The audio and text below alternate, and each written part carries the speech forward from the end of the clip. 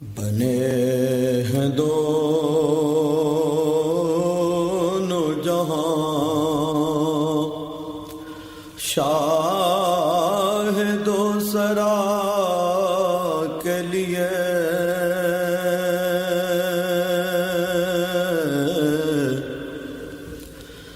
بنے ہیں دونوں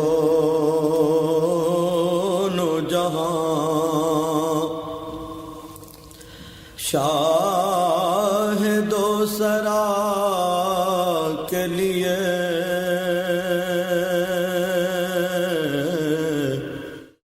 بسم اللہ الرحمن الرحیم۔ السلام علیکم۔ علامہ اقبال اوپن یونیورسٹی کے ٹی وی اسٹوڈیو سے آپ کی خدمت میں حاضر ہیں۔ کورس کوڈ 3905 شمائل رسول صلی اللہ علیہ وسلم کے 5ویں یونٹ کے ساتھ۔ اس یونٹ کا عنوان ہے رسول اللہ صلی اللہ علیہ وسلم کا کلام۔ اس یونٹ میں ہم رسول اللہ صلی اللہ علیہ وسلم کی گفتگو، بات کرنے کے طریقے اور لوگوں کے ساتھ میل جول کے وقت رسول اللہ صلی اللہ علیہ وسلم کا بولنے کا طریقہ، گفتگو کا طریقہ اس یونٹ میں پڑھیں گے۔ کلام کا جو لفظ ہے یہ کلم سے نکلا ہے، اور انسان اپنے دماغ میں پیدا ہونے والے خیالات کو زبان سے جب ادا کرتا ہے تو اس بات کے اجزاء کو کلمہ اور کلمات کہا جاتا ہے، جبکہ مکمل بات جس سے کوئی مفہوم سمجھ آ جائے اس کو کلام کہتے ہیں۔ رسول اللہ صلی اللہ علیہ وسلم ہمیشہ صاف اور اچھے کلمات استعمال فرماتے تھے۔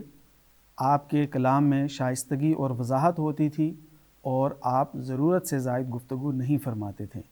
آپ صلی اللہ علیہ وسلم کی گفتگو اتنی صاف اور واضح ہوتی تھی کہ سننے والا اچھی طرح سمجھ لیتا تھا۔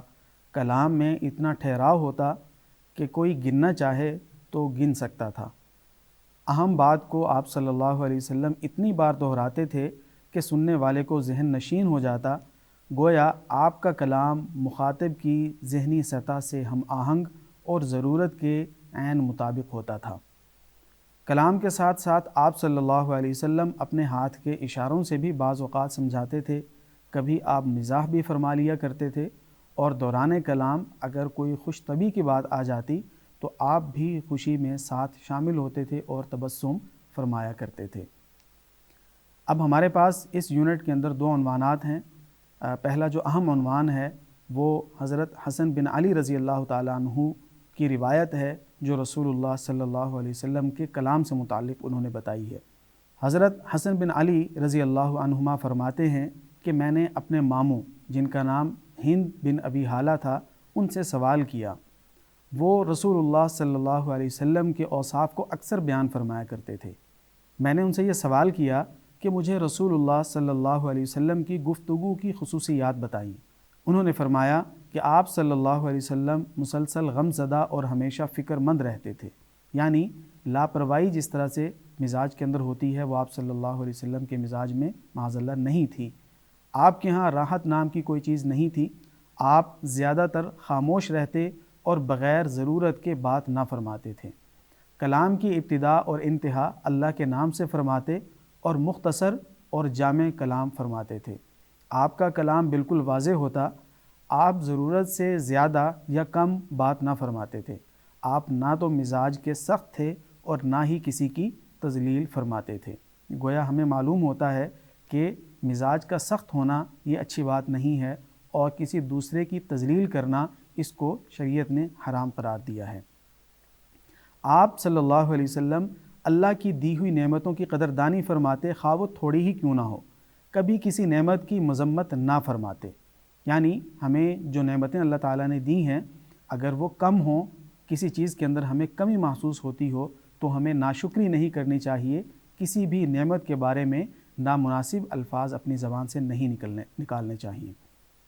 البتہ آپ صلی اللہ علیہ وسلم کھانے کی چیز کی نہ مذمت فرماتے اور نہ ہی زیادہ تعریف فرماتے، یعنی کبھی اظہار رغبت یا کسی کی دلداری کے لیے بعض چیزوں کی تعریف فرما دیتے، لیکن زیادہ تعریف نہ فرماتے کہ حرص کا شائبہ نہ ہو۔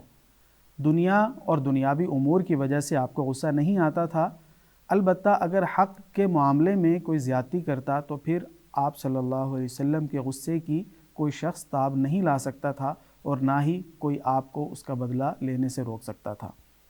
آپ صلی اللہ علیہ وسلم اپنی ذات کے لیے نہ تو ناراض ہوتے اور نہ ہی انتقام لیتے، یعنی آپ صلی اللہ علیہ وسلم کو اگر کسی کی کوئی بات پسند نہ آتی، اگر اس سے آپ صلی اللہ علیہ وسلم کو تکلیف پہنچی ہوتی تو آپ اس سے انتقام نہیں لیا کرتے تھے، لیکن اگر دین کا معاملہ ہوتا تو پھر اسے شریعت کے مطابق جو اس کی سزا ہوتی تھی وہ اس کو دی جاتی تھی۔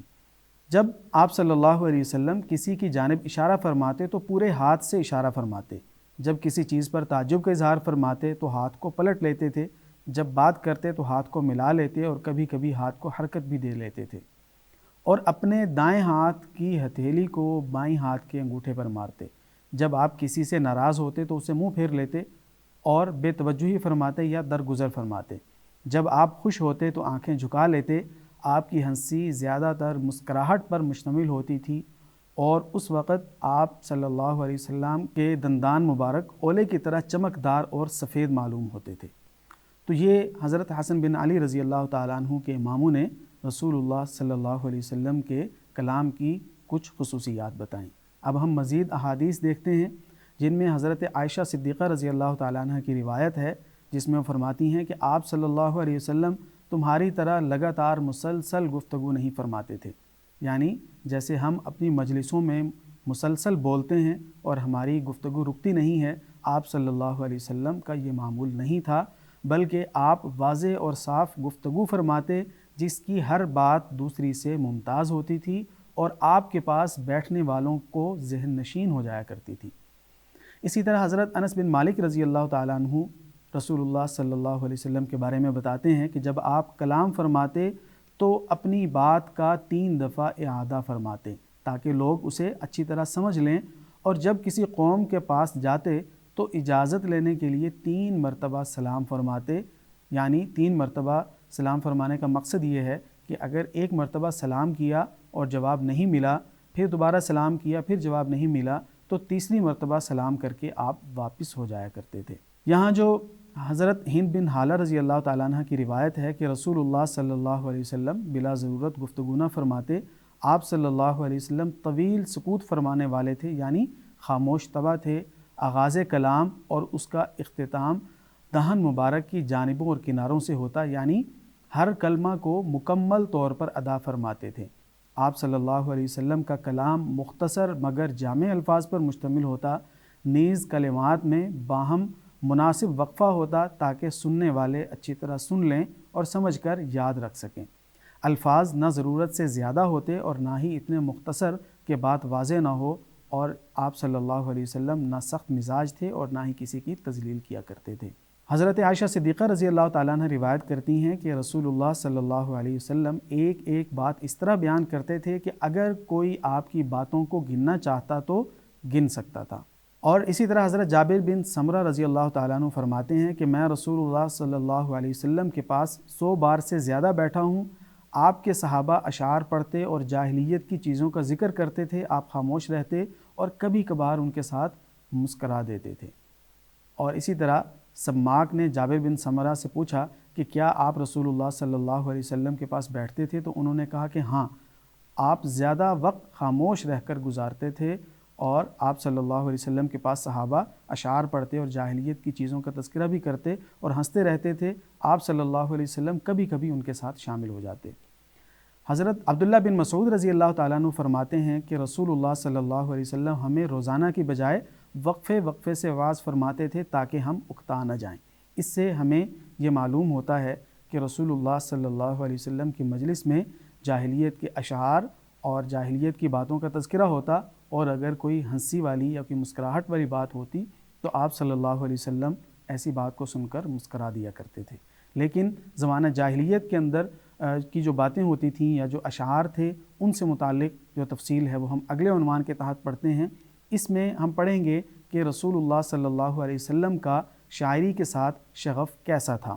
حضرت عمر بن شرید اپنے والد سے نقل کرتے ہیں کہ ایک دن رسول اللہ صلی اللہ علیہ وسلم کے پیچھے سواری پر بیٹھے تھے تو آپ نے پوچھا کہ کیا تمہیں امیہ بن ابی الصلت کے کچھ اشعار یاد ہیں؟ میں نے کہا جی ہاں۔ تو آپ صلی اللہ علیہ وسلم نے فرمایا کہ سناؤ۔ میں نے آپ کو کئی شعر سنائے۔